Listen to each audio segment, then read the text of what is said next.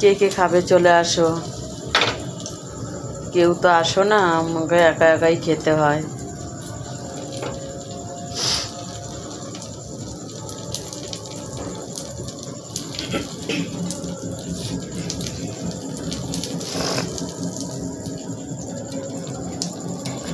কিছুতেই ঠান্ডা কমছে না বন্ধুরা, কি করব, কিছুতেই ঠান্ডা কমছে না।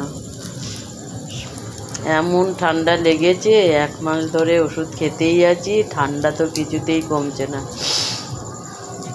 নাকে সবসময় সর্দি রয়েছে, মাথা টাথা ভার হয়ে আছে, কিছুতেই ঠান্ডা কমছে না। ওষুধ খাচ্ছি, 3000 টাকার ওষুধ খাওয়া হয়ে গেল, 1700 টাকা দিয়ে রিপোর্ট করেছি। কি করব বলো তো। আবার 1 মাস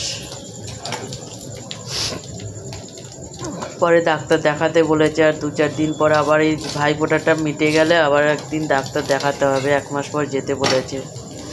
3000 টাকার ওষুধ খাওয়া হয়ে গেছে জানো। কি করব,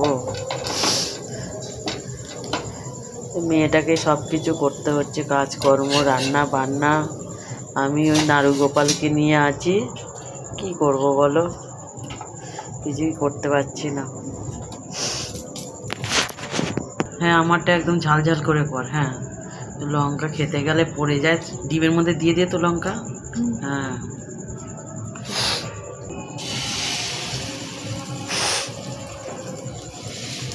কিছুই ভালো লাগছে না গো বন্ধু, তোমাদেরই বলছি, কিচ্ছু ভালো লাগছে না।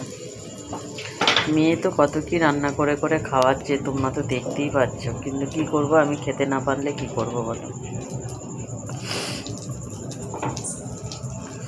আমার বরের ময়দা খাওয়া বারণ, সেই জন্য আমরা বেশিরভাগ আটা দিই, মানে এগরোল খাই। যেহেতু ছেলে নেই, ছেলে থাকলে ও আবার একটু ময়দা দিয়ে ভালোবাসে খেতে, তাই জন্য আটা দিয়েই করা হয়েছে। আবার 2 রকমভাবে করবো, মেয়েটার তো খাটনি হয়ে যাচ্ছে প্রচুর, আমি বললাম আটা দিয়েই করে ফেল। একটা হয়ে গেছে।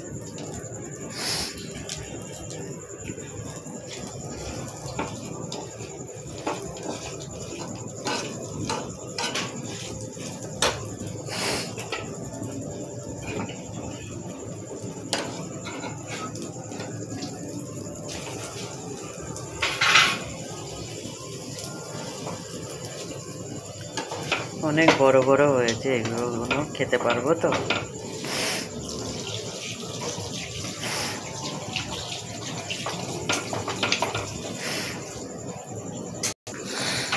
দেখতে পাচ্ছ সব এগরোল খাওয়ার।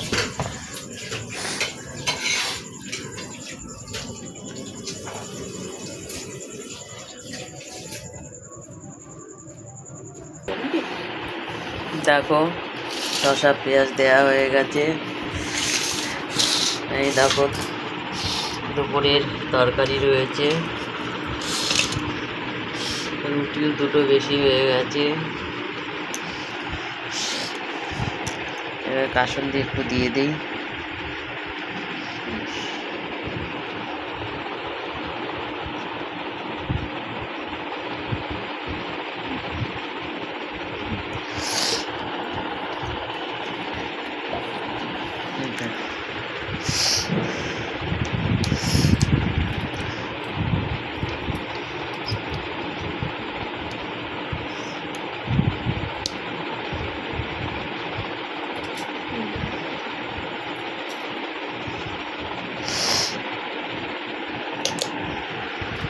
Szechuan sauce. Okay. Green chili.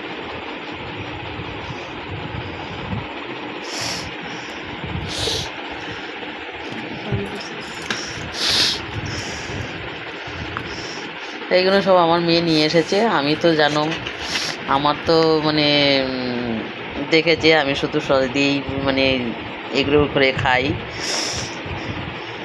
এইগুলো সব আমার মেয়ে নিয়ে এসেছে।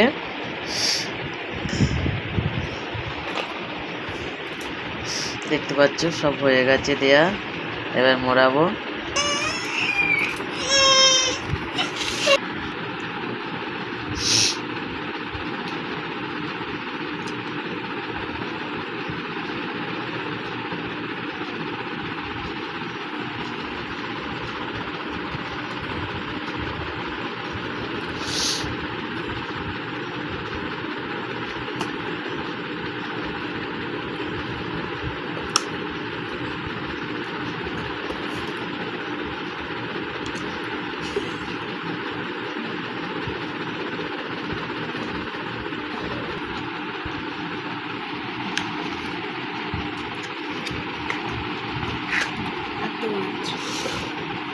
চালিয়ে দিই না। দেখো বন্ধুরা কেমন হয়েছে দেখো। তা মেয়ে যখন জুটজাত করে রান্না করেছে, খাবারটা বানিয়েছে, ভালোই হবে মনে হচ্ছে। ঠিক আছে বন্ধুরা, টাটা।